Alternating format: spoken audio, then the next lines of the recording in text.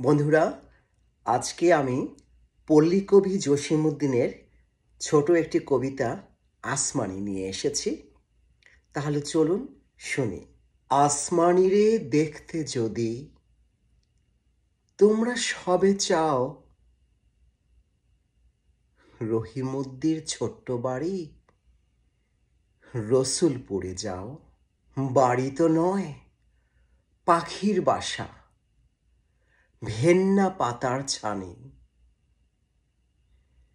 একটুখানি বৃষ্টি হলেই গড়িয়ে পড়ে পানি। একটুখানি হাওয়া দিলেই ঘর নড়বড় করে। তারই তলে আসমানিরা থাকে বছর ভরে। পেটটি ভরে পায় না খেতে, বুকের কখান হাড়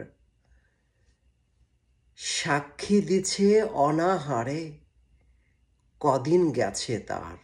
মিষ্টি তাহার মুখটি হতে হাসির প্রদীপ রাশি থাপড়েতে নিবিয়ে দেছে দারুণ অভাব আসি।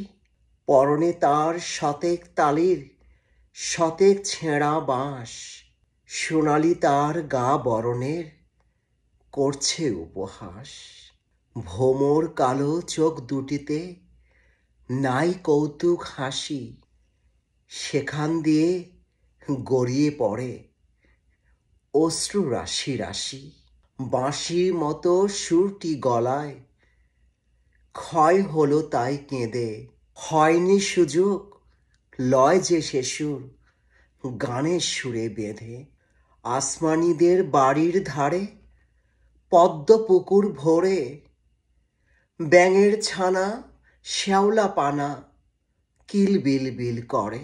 ম্যালেরিয়ার মশক শেথা বিষ গুলিছে জলে, সেই জলেতে রান্না খাওয়া আসমানিদের চলে। পেটটি তাহার দুলছে পিলে, নিতুই যে জ্বর তার, বৈদ্য ডেকে ওষুধ করে পয়সা নাহি আর। খোসমানি আর আসমানি রয় দুইটি দেশে, কত জাদু কারে নেবে অধিক ভালোবেসে।